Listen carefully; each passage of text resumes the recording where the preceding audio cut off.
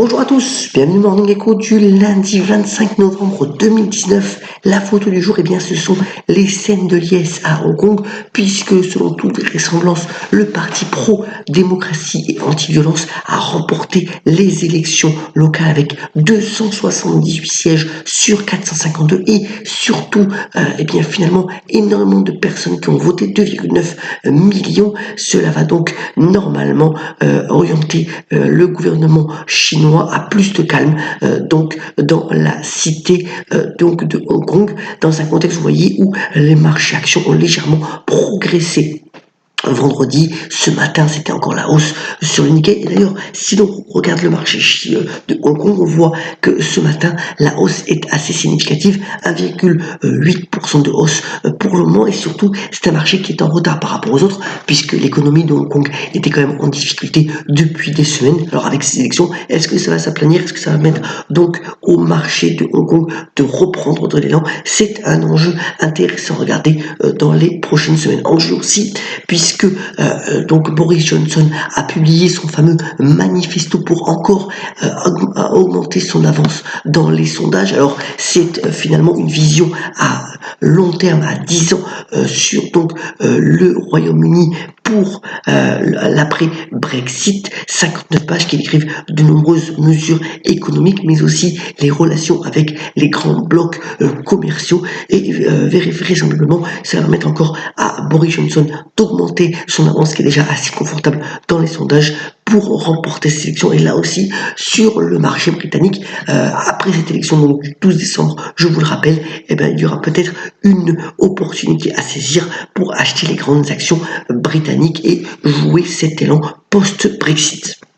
Alors, juste deux points de marché. D'abord, eh bien, les riches sont de plus en plus riches, puisque vous voyez que les 100 personnes les plus riches du monde approchent maintenant les 3000 milliards de dollars, avec toujours une course effrénée entre Bill Gates, l'ancien patron de Microsoft, et Jeff Bezos, le patron d'Amazon. Mais ça a été finalement une année exceptionnelle, puisque les marchés boursiers dans leur ensemble ont bien remonté, donc pour les plus fortes richesses. Et puis, à contrario, les crypto-monnaies, et en particulier le Bitcoin, qui sont dans la tourmente. Vous voyez que ce matin encore, eh bien, la crypto-monnaie, la monnaie électronique perd 8%, elle repère de sa superbe après avoir fait un rallye exceptionnel en début d'année.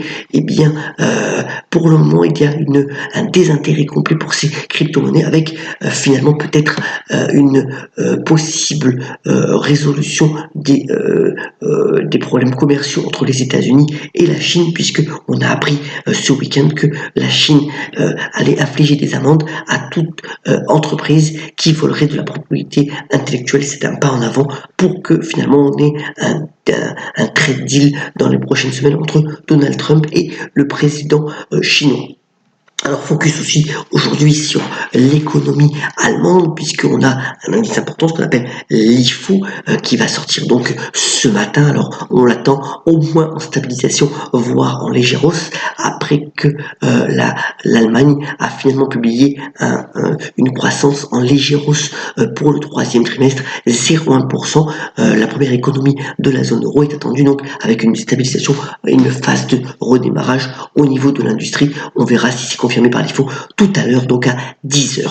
Alors, c'est le lancement officiel de la 5G donc en France. Vous voyez que la France est positionnée en 7e pays sur ce créneau-là. Alors, les enchères vont être avec un prix plancher de 2,17 milliards d'euros pour les 4 principaux opérateurs. Alors, c'est plutôt un prix intéressant. Ça n'a pas été l'explosion pour ne pas finalement trop impacter ces opérateurs télécoms. Vous voyez que, comme le démontre cette infographie du Parisien, cela va être une réelle révolution en termes donc de réception des données et d'utilisation de ces données. Par exemple, 10 secondes pour télécharger donc une vidéo de 1 giga, ce qui est quand même assez exceptionnel. Et donc tout ça se devrait arriver pour 2020. Venons-en au bref, pas mal d'actualités. Alors, outre le fait que LVMH donc devrait annoncer la reprise de Tiffany finalement pour un peu plus de 16 milliards de dollars, 135 dollars par action pour l'action de Tiffany, eh bien, deux mouvements importants dans le secteur pharmaceutique. Novartis, le Suisse,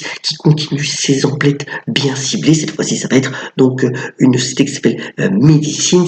C'est un laboratoire qui fait essentiellement des études pour les insuffisances cardiaques et donc pour les médicaments contre le cholestérol. Et puis Unilever, donc le grand groupe agroalimentaire et de beauté qui réfléchit encore à une vente de certaines de ses marques phares comme le thé, toute l'activité thé, donc Page Tips, surtout vendu en Grande-Bretagne, et puis aussi Lipton, bien connu, ce qui permettrait finalement encore au groupe donc néerlandais de se focaliser sur ses marques phares. Et donc voilà toute l'activité qui pourrait être vendue dans les prochaines semaines.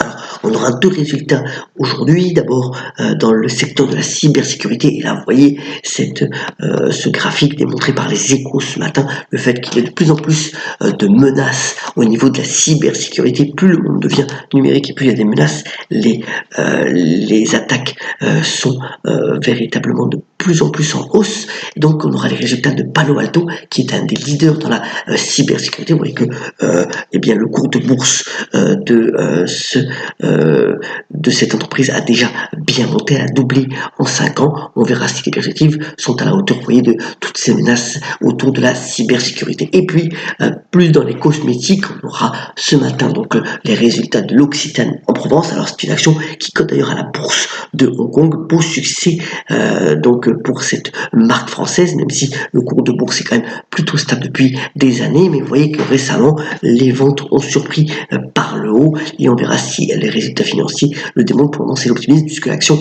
prend 4% à la bourse de Hong Kong.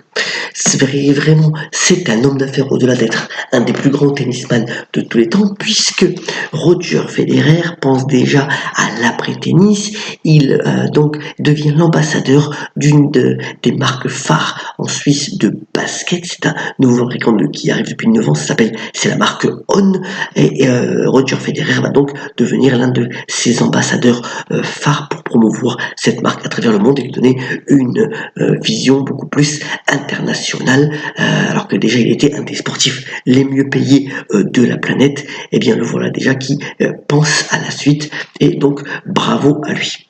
Alors l'histoire, alors on est dans un monde de plus en plus numérique où les écrans prennent donc une importance de plus en plus significative, et bien en même temps on a un mouvement sur l'histoire et les faits historiques qui prend aussi de l'ampleur. Vous voyez que deux personnages médiatiques font aujourd'hui la une de certains théâtres, puisque d'un côté Stéphane Bern donc raconte les dernières paroles de grands personnages historiques, et puis dans un autre registre, donc Laurent Deutsch raconte un peu l'histoire du français et de la langue française avec brio, selon donc la vie des critiques. Et c'est assez intéressant à noter. L'histoire, raconter des histoires, c'est aussi par ailleurs bien une tendance de plus en plus importante dans les foyers. Comment raconter une belle histoire et susciter l'intérêt des plus jeunes qui sont par ailleurs bien entendu attirés par les écrans et le numérique.